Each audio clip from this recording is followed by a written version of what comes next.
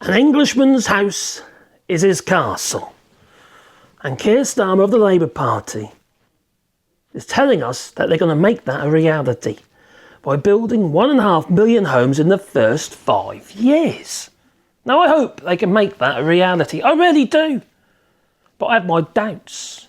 And I hope I may have to eat my hat. After all, everybody needs a home, don't they? But how? When we don't have the skills in the UK to actually make this a reality. We just don't. It's not just the materials and other problems that have been caused by Brexit. And you could argue the pandemic as well and the war in Ukraine. But skills. We have cut ourselves off from a workforce that used to come over from, well, iconically, I suppose, from Bulgaria and Poland. Good, hard-working people. I've employed them myself on site. But now we're relying on native workers in the UK, but we're not training them. We used to rely on other people training their workers. So they then came over to us. Like a reverse Afweezenpet. Now we're 20% down, I reckon. By 2030. We'll be, well, underskilled right across the board, not just in construction, but digital sciences, management. We've got a massive skills gap. And that's the difference between, skills needed and the jobs that we've got. We don't have the people to build the houses. But currently, I reckon 40% of those in work don't actually have the qualifications to do the work, whether it be time skilled or actually just qualifications. Time served, I mean. Oh, sorry. Now, modern construction methods, as I see it, just don't make no sense. We seem to be holding on to tradition, ways of building homes that we've done for, donkey's years, or the outcome of what we expect a home to be, apart from them getting smaller and smaller and smaller. Well, when I was working at Wilcon Homes, I was asked to make furniture, tiny furniture, to make for the display houses. The one that was usually the first house they built. So they make tiny furniture to make the rooms look bigger. It's all about perception. Just don't sit in the chairs. Don't do it. No, never get up again. Seriously, it's just nuts. Big lie, I suppose. But we have this perception of what we want a house to be. We want it to have a picket fence, maybe. A tiled roof. Lovely brickwork. So why are we still knocking the flipping things down in a relatively short period of time? They're becoming disposable. The standard of building and the materials used are to such that they're terrible. I mean, the things I've seen on site I thought, what the hell is going on here? If you're going to build a home for longevity, well then you've got to build it right. But we can't afford to do that. Because you would quadruple the cost of building a home. So we're a bit of a sticky situation. And the more expensive a home is, it generally means that you've had to spend more time on it, which means those workers have been working on it for longer. So we must look at how we're actually building homes. Then my belief is we should be going more modular. And look at a home as that maybe that house is not going to be here for that long. Well, maybe 50 years. Build a home for 50 years. But make it recyclable. Or have charities fund it so that home can then be shifted, a modular home, and taken to a third world country where they have no homes. Just an idea. Then build another one on the same site. The value of the land would have gone up anyway. You see, the problem is with these modern homes, what do you do with them?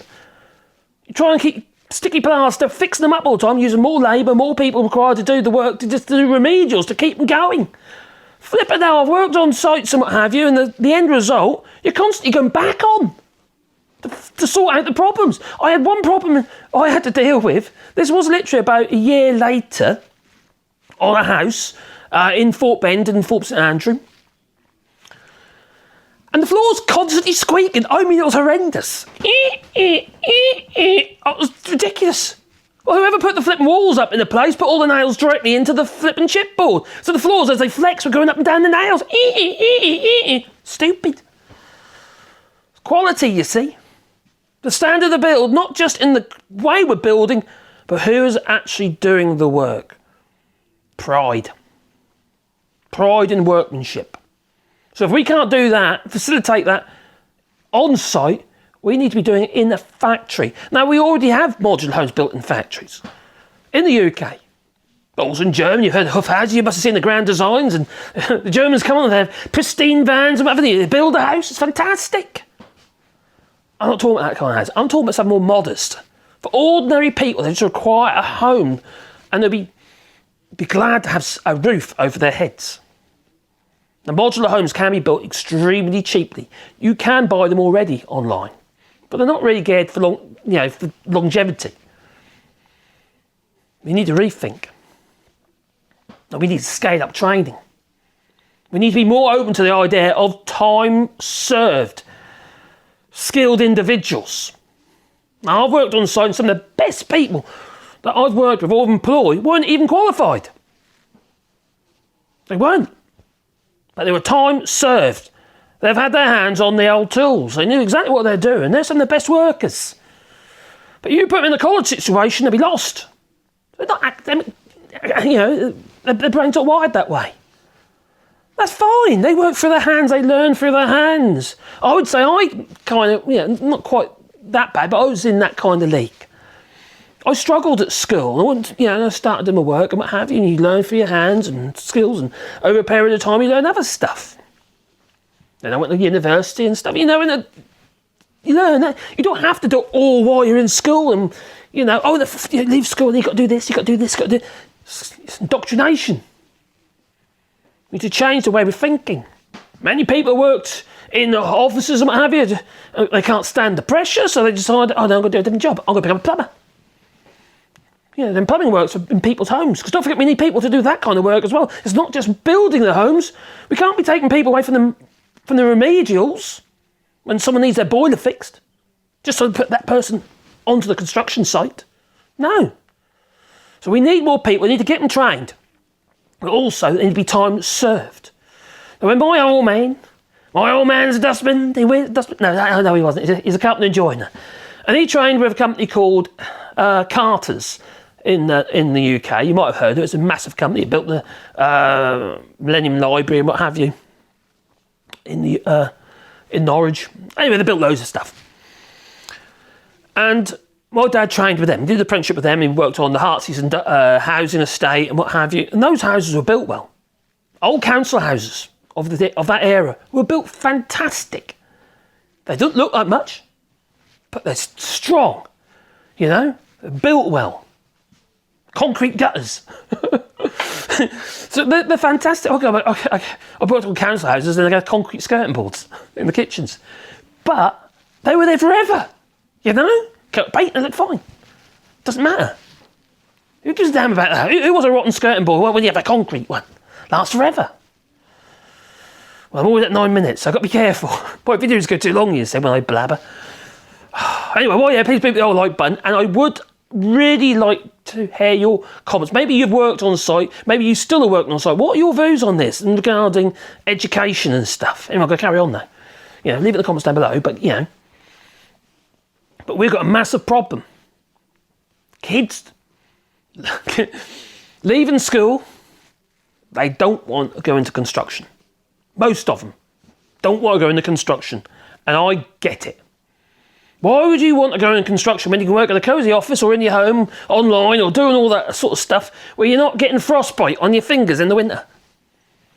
And having someone boring you down your flipping back of your neck, constantly giving you a hard time, bullying on site. And that still goes on. Horrible individuals. I was working for Lacey Electrical. One guy called Steve, and he lost his driving licence, and then just got mine. I had to drive him about when I was doing my electrical, training. And I got to 17th edition. I think it's got 18 now. But anyway, I just blew. Absolutely just blew. And he'd give me a hard time just driving. He's just, look over there. What? Just leave me alone. I ain't killed you yet. Anyway, we went into one of the labour. I think it was on the M6 or something. It was the services. Anyway, I drove up, left them. I got back to the the office the following day. I got a chair because this geezer was horrible. He was a nasty piece of work, and he's a bully. That's a problem on the workplace, is on site. So there's no reason why would the youngsters want to do it, you see? But I think they're being indoctrinated away from anything like construction type work. They've been indoctrinated into digital. Everything's flipping digital. From an early age, the age of 3, there they are, on their devices, doom scrolling. Mummy, I want that for Christmas. From a very early age, and they grow up and they find their own icons online. Unfortunately, quite often it'll be cretins like Andrew Tate promoting greed, telling them that you have everything. You just got to believe. You can have that bikini, you can have a big boat, have an aeroplane. You can have everything. You just got to believe. Why would they want to go into construction when they've been told that line? And they don't need to. No. They don't need to work on site. Working on site can be lovely in the summer. Can be fantastic. In the winter, it's shit. It's muddy. It's cold. You can't feel your fingers. You're just constantly looking at your watch. Oh, I'll go home. Oh, I'll go home. Is it 5 o'clock yet? Is it 6 o'clock yet? Whatever. It's not fun. No. I'm all right in here, so I put my old wood burner on and I'm toasty in the winter. Well, I tried to be anyway. Making stuff. And there's something about making stuff. It's about, gives you self-worth, respect. It's not when you're working on a flipping computer. You get kids working on these computers and stuff, and they, you know, when they leave school or university, whatever they're doing. I call everyone kids, sorry. Anyone's younger than me is a kid, all right? So then they're working on their computers and stuff. Oh, yeah, and then they click send, it's done. What have they seen? What they've actually done? What's the result of their efforts? Can they see it? Is it tangible? For me, if I make something, it's there. Okay, for a short period of time, and the customer comes and picks it up and he takes it away. But it's there. It gives you self-worth. It gives you pride. Pride in what you're creating. Now, I understand people might be working on that sort of stuff online and what have you, or doing that kind of work for charities, but then they know they're doing something that means something. Now, I feel even construction, what have you, and the skilled, you know, whether it be plumbers, electricians, carpenters, joiners,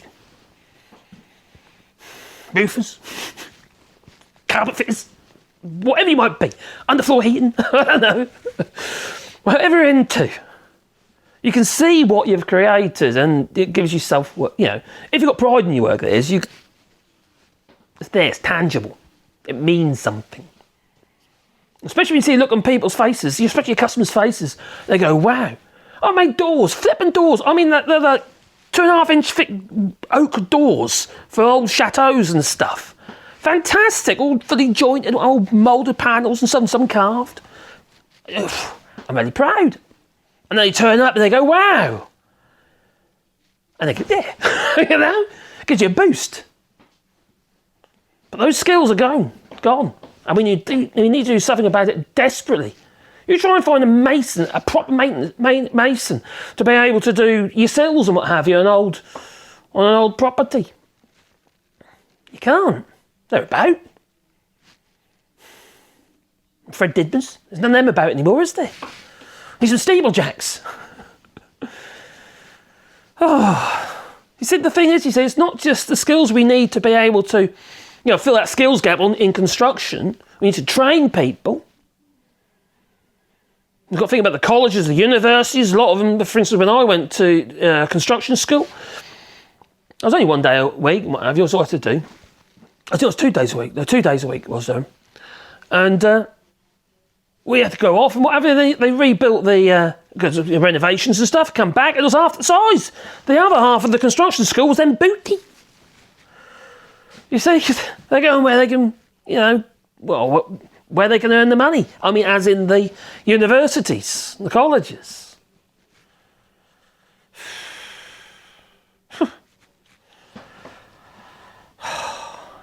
But then you've got management. We don't have enough managers in construction. Now, I know I used to work on site for a couple of well-known, we used to do contracts for a couple of well-known construction firms in Norfolk. And there was managers on site. I know 2 that died from heart attacks. 2. Another one was constantly off because of mental health. The pressure. I don't care anyone said that job. You just don't want it. Seriously. I suppose it's like being a headmistress or headmaster or something like that. You know, you've got to get all your ducks in a row. You've got to try and manage everything. I don't think that is bad. Managing a construction site with mainly men who all got a bit of a mouth. Seriously, got a bit of a mouth. Some of them are lovely, don't get me wrong, and others are... Most of them are lovely, to be fair, but they're just a bit loud and what have you. I've got dogs come and see me, though. They adore her. Got my dog treats. And they've got to try and keep them online, make sure they're doing their job right.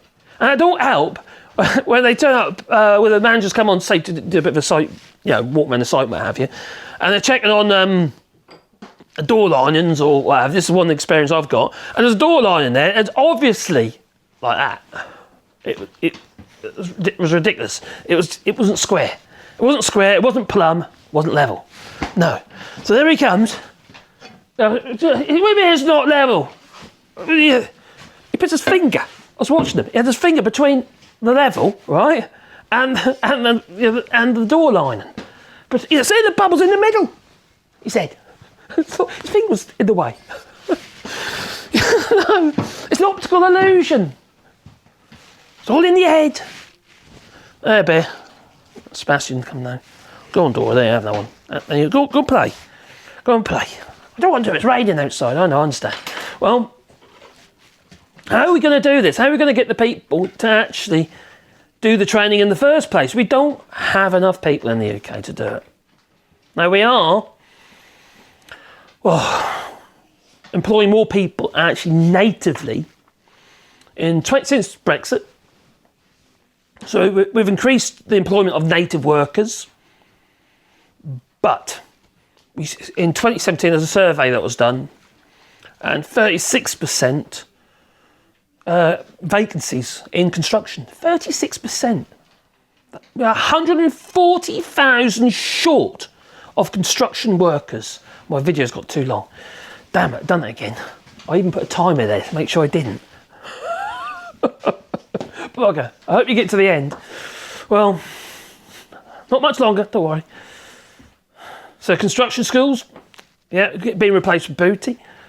Now I think one of the solutions to this would be on-site training. We need more on-site training. Now instead of me, like when I was at the construction school, we'd make models. So basically what we did, we would make brickwork models or fireplaces or axe brickwork or whatever it might be. And we would do that at the school.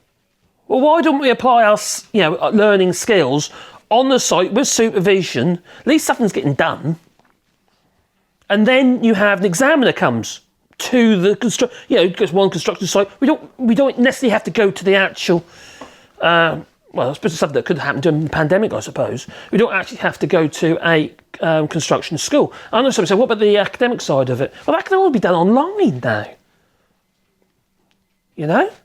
Why can't we learn that kind of stuff, like all the theory and what have you regarding construction? Because there's a massive amount of Americanised it, mathematics you have to do in construction. There is, even learning how to use one of these things. This is a rafter square. Now these days, many people don't use one of these things anymore, apart from doing 90 degrees. Now, this is to work out all your angles for doing all your bird mouths, what have you, for your rafters. Now, if you're doing a cut roof, that's what you'd use. Rafters is American design. A really good thing. All you do is a bevel, like one of these over here, as a bevel. But these days, it all comes as TDA trusses. So a lot of the skills aren't there, you see, to actually do a lot of the work that could be done, the things we have to learn in the college. We can't necessarily... Do we need them necessarily? A lot of that stuff can be learned on site. But who by? Who's going to be doing the training? We don't have the people to actually train them on site. Now, we are very much in a situation where we've got an ageing workforce in construction. And many of them are retiring, or they're getting, they've just had enough. They've done their bit. Getting all arthritis and stuff in their hands and what have you, and their knees and their ankles. Run up and down roofs and what have you. Or their skin's buggered through constantly working with concrete and cement. Who's going to do the training? So it's all very well for Labour to tell us they're going to build 1.5 million homes in 5 years. Unless we look at the way we build these homes, and I think they should be done in factories. And then the skill's going to be used for more traditional properties that require different skills. And the training can all be done in the factory. And get away from environmentally damaging materials, such as cement, concrete, and other toxins like urea-formaldehydes, poisons that we're putting in our homes. We need to move away from this stuff. We should be looking at recyclable homes. Sounds crazy, I know.